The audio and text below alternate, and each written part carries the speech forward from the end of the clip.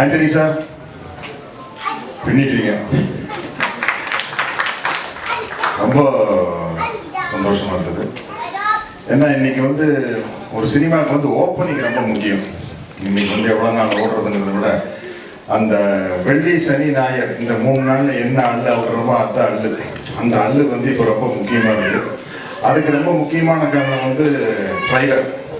அது வந்து 3 நாள் அலாப் சார் நீங்கள் சொன்னீங்கல்ல, அப்போல்லாம் படம் எடுத்தால் 1 லட்சம் 2 லட்சம் ஒரு 50,000 போகுங்க அப்படின்னு. இதில் நீங்கள் சொன்னீங்க அந்த 1 2ன்னு சொல்லிட்டு இது லட்சம் கோடி இல்லை லட்சன்ட்டு. இப்போ அந்த கோடி உங்களுக்கு வந்துடும். அதனால நானும் நீங்களும் இளைஞர்களோட இளைஞர்களாக சேர்ந்துட்டோம். அதனால மிகப்பெரிய வெற்றி இந்த ட்ரெய்லர் மூலமாக நமக்கு தெரியுது. ஒரு என் படங்களுக்கு வந்து தலைமை தாங்கிறக்கோ இல்லை முன்னிலை வைக்கிறக்கோ எனக்கு சூர்யா வரையில் ரொம்ப சந்தோஷம். என்னன்னா அவர் ஒரு சூப்பர் ஸ்டார் கேட்டகரியில் இருக்காரே அப்படிங்கிறத தாண்டி சிவகுமாரன் மகன் அப்படிங்கிறது வந்து எனக்கு ரொம்ப கன்ஃபார்ம்டாக தெரியும். கன்ஃபார்ம்டாக ஆந்திராவில் வந்து நம்ம தமிழ் பட கதாநாயகர்கள் மிகப்பெரிய வரவேற்பு சூர்யாக்கிட்ட இருக்கு. இது தெரியும், நம்ம சினிமா தான் இருக்கிறோம். இருந்தாலும் அந்த சந்தோஷத்தை அடிக்கடி பகிர்ந்துக்கிறதுக்காக நான் இப்போ நிறைய தெலுங்கு படம் நடிக்கிறேன். தெரியாத மாதிரி கேட்பேன். பாகுபலியில் நடிச்சிருக்கீங்க, பிரபாஸ் எல்லாம் அங்கே இருப்பாங்க. சார் எப்படி சார் இங்கே தமிழ் படம்லாம் டப்பிங் பண்ணால் எப்படி சார் போகுது? நல்லா போகுது சார். இங்கே யார் சார் தமிழ் பட ஹீரோ நல்லா மார்க்கெட்டு? சார் சூர்யா தான் சார். தெரியும், வேணா கேட்குறது ஒரு சில சந்தோஷம். மறுபடியும் அங்கே எங்கேயாச்சும் போவோம். அங்கே இப்போ ஒரு மகேஷ் பாபு படத்தில் நடிக்கிறேன், இந்த ராம் அவங்க ஒரு பெரிய ஹீரோ வருவாங்க. அங்கேயும் இதே கேள்வி தெரியும், மனசுக்குள்ள தெரியும் சூர்யா பேர் தான். சார் இங்கே எப்படி சார் தமிழ் படம் நல்லா ஓடுமா சார்? ஓடு சார். இங்கே எந்த ஹீரோ சார் நல்லா சார்? சூர்யா தான் சார் அப்படின்னு ஒரு சந்தோஷம். இந்த சந்தோஷத்துக்காகவே இதே கேள்வியை திரும்ப திரும்ப கேட்குறது. அதில் ஒன்றும் தப்பு இல்லை. நான் என்ன அந்த காலத்தில் சிவகுமாரன் கூட டெய்லி ஷூட்டிங் கிளம்பி போயிடுவேன். அந்த ஃபியட் அளவு பண்ண 70-80 ப்ளூ கலர் ஃபியட்டு வேல் மாட்டிருக்குங்கள. போனால் அவர் பயங்கர சிவாஜி சார் ரசிகர்.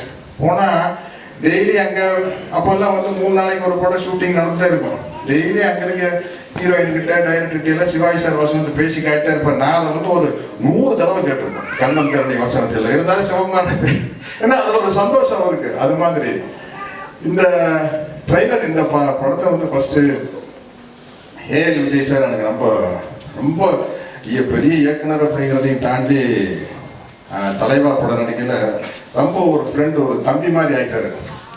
அவர் இந்த ஷட்டர் படத்தை ஒரு ரீமேக் பண்ணுறோம் அப்படின்னு அனுப்புனாரு.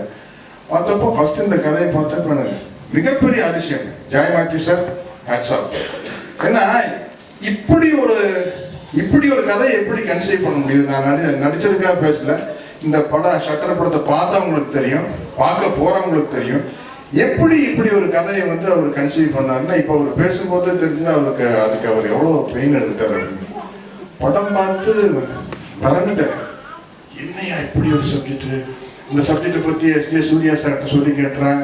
இசை படத்தினுடைய ஷூட்டிங் அப்போ சூர்யா சார் இப்படி ஒரு கதை அப்படின்னு அவர் அவுட்லைனை கேட்டு, என்ன சார் தயவு செய்து மிஸ் பண்ணிடாதீங்க சார். யார் ஆண்டனி டைரக்ட் பண்ணுறாரு சார், கேமரா வந்து MS பிரபு சார் பண்ணுறாரு, இப்படி யூபி செய்து டைலாக் எழுதுறாரு சார், பிரமாதமான டீம் சார், மிஸ் பண்ணிடாதீங்க அப்படின்னு சொன்னார். படம் பார்த்தோன்னே எனக்கு என்ன ஒரு சின்ன குழப்பம் வந்துருச்சு.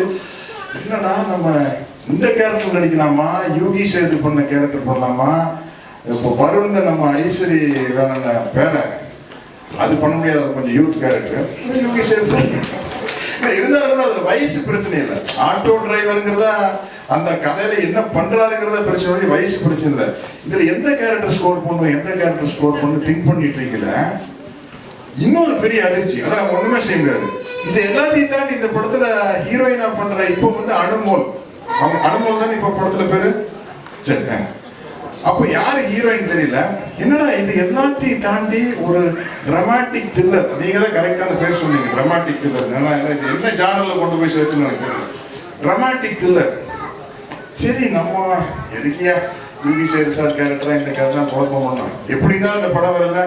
இப்போ அவங்க அனுபவம் நடிச்சிருக்கிற கேரக்டர் ஸ்கோர் பண்ணிருக்கேன், நம்ம நடிக்கலாமா வேண்டாமா? ஏன்னா நான் வந்து கேரக்டர் ரோல் பண்ணிட்டு இருக்கிற படங்கள்லயே ஒரு ஹீரோவுக்கு ஈக்குவலா எனக்கு பேர் வந்துடும். இப்போ தலைவா வந்து இன்னைக்கு ஒரு அவ்வளவு பெரிய ஆர்டிஸ்ட் விஜய் தம்பி இருந்தாலும் அவருக்கு ஒரு நல்ல பேர் எனக்கு வரும். வருத்தப்படாத வாலிபர் சங்கம், ராஜா ராணி, இப்போ ரிலீஸ் ஆன பாகுபலி, இப்படி எல்லாத்துலேயும் வந்து எனக்குன்னு ஒரு தனி பேர் வரும்.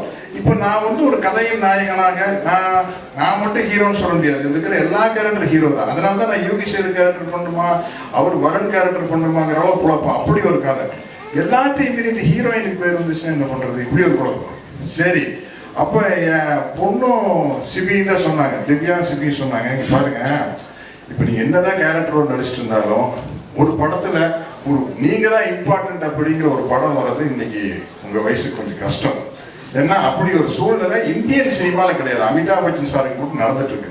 ஏன் இந்தியன் சினிமாவில் கிடையாது? இங்க டூயட்டுங்கிற ஒரு பெரிய பிரச்சனை இருக்குது. அதான் இல்லாட்டி வந்து நீங்க சும்மா ப்ரூஸ் வில்லிஸையும் டென்சல் வாஷிங்டன், மார்கன் ஃப்ரீமேன் எல்லாம் நினைச்சுக்கிட்டு இந்த வயசுல ஒரு ஓமர் முக்தார், ஆண்டனி குயின் எல்லாம் நினைச்சிருந்து பிரயோஜனம். அப்படி ஒரு சூழல் இங்க கிடையாது. இங்க அப்படி ஒரு சூழல் கிடையாது. அது அமிதாப் பச்சன் சாருக்கு மட்டும் எப்படி அமையுது இருக்கு பிரமாதமாக. இப்ப வந்து இசை படத்துல வந்து பெரிய மாசம் வேணும் எஸ்டி சூரியன் சார். ஃபுல்லா நம்ம மேல வந்து கிளாப்ஸ் வாங்குற சீன் எல்லாம் என்ன பண்ணாலும் அவர் தான் டுவைட் பாடிட்டு இருப்பாரு. அது கொஞ்சம் வயிறு எரியும் இல்ல? ஏன் எரியும்னா கேரக்டர் ஆர்டிஸ்டாவே பிறந்து கடைசி வரை கேரக்டர் ஆர்டிஸ்டாவே இருக்கிறது ஒரு கேட்டகரி. நான் ஒரு 75 படத்துல வில்லனா நடிச்சிட்டேன். அப்புறம் 125 படத்துல ஹீரோவா நடிச்சிருக்கிறேன். எப்படி குஷ்பு, பானுபிரியா, கௌதமி, சுகன்யா, மீனா எப்படி ஆர்டிஸ்ட், இவங்க கூட எல்லாம் டுவைட் பாட்டி என்னதான் கேரக்டர்னால வேற ஒருத்தன் வந்து டுவைட் போடுறாங்க. அது கொஞ்சம் இடிக்கும். அதனாலதான் சில நல்ல நல்ல ஆஃபர் வரையில வந்து நான் விஷயங்களை மிஸ் பண்ண. கௌதம் மேனன் சார் கூட ஒரு 2 நல்ல ஆஃபர் இருந்தார். அது இதுதான், இந்த அடிப்பு தான், இந்த ஈகோ தான், இந்த ஹீரோவை நினைச்சு தொலைச்ச அந்த பிரச்சனை. இதை தாண்டி வந்து சரி ஒரு இம்பார்ட்டன்ட் ரோல் நடிக்கிறோம், அதுல வந்து ஒரு லேடி ஆர்டிஸ்ட் பேர் தட்டிட்டு போயிருங்க அப்படின்னு. அப்ப யார் ஆர்டிஸ்ட்னு கூட தெரியல. அதுக்கப்புறம் பெரிய பெரிய ஆர்கியூமெண்ட், இந்த கேரக்டர் யார் பண்றாங்கன்னா பல பேரை சொல்றோம். கடைசியில் விஜய் சார், ஆண்டனி சார் எல்லாம் டிசைட் பண்ணி அனுபவம் அவங்களை செலக்ட் பண்ணாங்க. பிரமாதமா நடிச்சிருக்காங்க. அவர் என்ன இவ்வளவு சூப்பரா நடிக்கிறாங்கன்றப்ப அவங்க ஏதோ மலையாள படத்தில் நடிச்சு அவார்டு தான் வாங்கியிருக்காங்க. இந்த சீக்கிரத்துல நமக்கு தெரியல. அப்படி வந்து இந்த படம் வந்து உருவாகி இது வந்து ஒரு, அதாவது ஒரு ஒரு ஒரு சின்ன இடத்துல இது வந்து MS பிரபு மாதிரி ஒரு கேமராமேன் சார் இருந்தால் தான் பண்ண முடியும். இதுக்குள்ள ஒரு த்ரில்லிங் கொடுத்த அந்த ஒரு டைட் ஸ்கிரிப்ட். ரொம்ப எனக்கு சந்தோஷமான விஷயம் வந்து இந்த மாதிரி பல வருஷமா, ஒரு 38 வருஷம் ஆச்சு, 200 படத்துக்கு மேலே ஆயிடுச்சு. ரொம்ப வருஷமா குப்பை கொட்டிக்கிட்டு இருக்கிற நடிகரை சும்மா விட்டேன்னு வச்சுங்களேன், அவன் இஷ்டத்துக்கு நடிச்சு கெடுத்துருவான். அதை எங்களுக்கு கைட் பண்றதுக்கு ஒரு ஆள் வேணும். இசையில வந்து அவ்வளவு நல்லா இருந்த பெர்ஃபார்மன்ஸ்னா அங்க எஸ் சூர்யா இருந்தார். இன்னைக்கு பாகுபலி வந்து கட்டப்பானா பின்னாடி ராஜமௌலி. நம்ம விளையாட்டுத்தனமா அப்படியே இருந்துட்டு அது ரொம்ப விளையாட்டு புத்தி எனக்கு அதிகம். சில லொக்கேஷன் ரொம்ப ஜோக் அடிச்சு சிரிச்சுட்டு ஒரு 2-3 நாள் பார்த்துட்டு கேரக்டருக்கு ஒரு சீனியர் ஆர்டிஸ்ட் இப்போ பார்த்தாரு.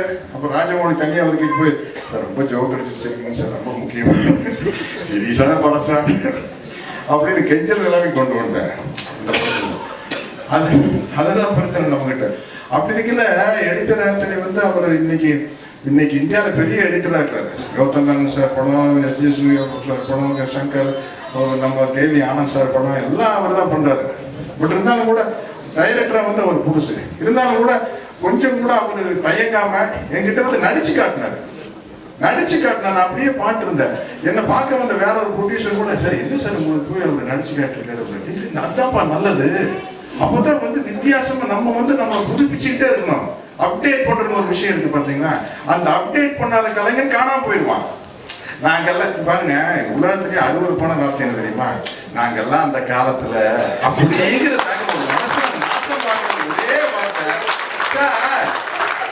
அந்த வாட்டர் வெற்றி வேலை அதான் முடிஞ்சு போச்சாடா. அமைதி படையில வந்து அந்த சேனல முதல் வாங்க போறேன், அது பார்த்தாச்சு, கைதட்டியாச்சு, முடிஞ்சாச்சு. இப்ப நீ என்ன சொல்லு? இப்ப சத்யராஜங்கிற யாரு? அதை சொல்லு. அதை சொல்லிட்டே இருந்தான்னு வச்சுங்களேன், சினிமாவில் இருந்துட்டே இருக்க.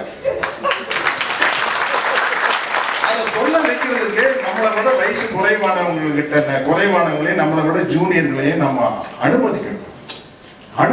ஒரு எடிட்டர் ஆண்டனி சார் நடிச்சு காட்டுறோம்னா அதை வந்து உன்னிப்பா வாங்க அப்படின்னு பார்க்கறது. என்னமோ சரி, அவர் என்னமோ ஃபீல் பண்றாருல, அதை உள்வாங்கி அப்படியே பண்ணாதான் நிற்கும். அப்படியே தான் நான் பண்ணியிருக்கேன். இதுல ஒவ்வொரு சின்ன சின்ன அசைவும் அவர் சொன்னதுதான். நம்ம வந்து அந்த விஷயம் மட்டும் பார்க்காம இருந்தாலே வந்து சினிமாவில் மட்டும் இல்லை, வாழ்க்கையிலையும் வந்து நீங்க வந்து கண்ணு காது மனசு எல்லாத்தையும் திறந்து வச்சாதான் புதுசா விஷயத்த உள்ளே வரும்.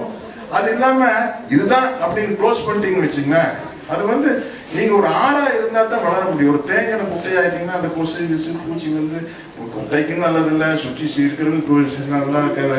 நான் ஒரு குட்டையா இருக்க விரும்புறது, நான் ஒரு ஆறா இருக்கிறத விரும்புறேன். அப்பதான் பயணம் தொடர்ந்து போயிட்டே இருக்கும். எப்பவுமே ஒரு வித்தியாசமான முயற்சிக்கு வந்து முதல் ஆதரவு ப்ரொடியூசர் எடுத்த இருந்த ஒண்ணு.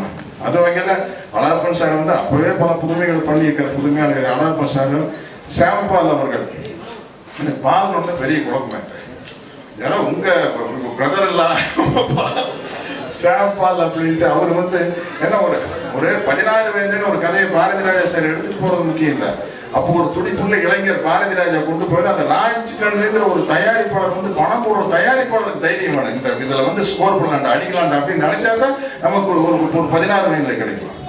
இதுல ஸ்கோர் பண்ணலான்னு ஒரு தயாரிப்பாளர் நினைச்சாதான் உதிரி பூக்கள் கிடைக்கும், முள்ளுமலரம் கிடைக்கும், ஒரு 3ஆம் பறி கிடைக்கும், அழியாத கோலங்கள் கிடைக்கும், இல்லாட்டி கிடைக்காது. அதனால வந்து இப்படி ஒரு புதிய முயற்சிக்கு சப்போர்ட்டா இந்த ப்ரொடியூசருக்கு என்னுடைய மிகப்பெரிய நான் நன்றி சொல்லிக்கிறேன். ஏன்னா அது ரொம்ப முக்கியமான விஷயம். அவர் மேடையில் சொன்னாரு, சத்யராஜ் நான் பயங்கர ரசிக்கிறேன், என்னோட எங்க அம்மா ரசிக்கிறேன். இதே பிரச்சனை ரொம்ப நாளா நினைச்சிட்டு இருந்தேன். ஒரு புது பொண்ணு ஒரு மல்லிகான ஒரு கேரளால இருந்து ஒரு ஆர்டிஸ்ட் வந்து நான் ஒரு படம் நினைச்சேன். சார் ஐயோ சார் எந்த அம்மே உங்க படத்தை 100ஆவது நாள் பார்த்து பேரடிச்சு போய் இப்ப பக்கத்துல இருக்க 2 நினைப்பாங்க, ஓ இவங்க அம்மா ஸ்கூல்ல படிக்கிற காலத்துல இவங்க நினைச்சிருக்காங்க.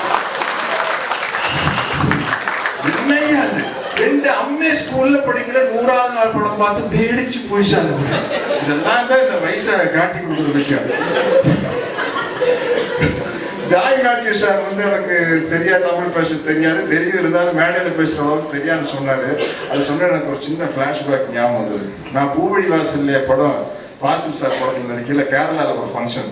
நான் சொன்னேன் எனக்கு மலையாளம் சரியா பேச தெரியாது, ஓரளவு புரிஞ்சுக்குவேன். இதை வச்சு நான் வாழ்க்கையில் ஒரு விஷயத்தில் தப்பிச்சுக்கிறேன். நான் பிஎஸ்சி கிராஜுவேட் இருந்தாலும் எனக்கு இங்கிலீஷ் சரியா பேச தெரியாது. நான் கோயம்புத்தூர்ல படித்தேன். என் ப்ரொஃபஸர் கேட்டார், டே மடையா ஏண்டா பிஎஸ்சி படிச்சுக்கிறேன் உனக்கு இங்கிலீஷ் 4 இடத்துல கூட ஒழுங்கா பேச தெரியல அப்படின்னாரு. நான் சொன்னேன், சார் கோயம்புத்தூர்ந்து பாலக்காடு 40 கிலோமீட்டர்ஸ், எனக்கு மலையாளமே தெரியாது. கோயம்புத்தூர்ந்து லண்டன் 4000 கிலோமீட்டர். எல்லாம் பல எஸ்கேப் ஆகி வந்திருக்கிறோம். இப்படி ஒரு பேச ஆரம்பிச்சு ஓகே, ஒரு நல்ல டீம்ல இருந்தது எனக்கு ரொம்ப மகிழ்ச்சி. என்ன எல்லாம் விஜய் சார் மாதிரி, ஆண்டனி சார் மாதிரி இன்னும் புதுசாக வர டைரக்டர்லாம் வந்து என்ன கைட் பண்ணி இந்த பையன் சத்யராஜ் ஒருத்தர் 40 வருஷம் கழிச்சு அவசரப்பட்டு பெரிய நடிகரானாலும் கோயம்புத்தூர்னு சொல்லாமலாம் ஓடி வந்துட்டான். நீங்க எல்லாம் என்னை பார்த்து அப்படியே தள்ளிட்டு போகணும்னு கேட்டுக்கிறேன். நன்றி, வணக்கம்.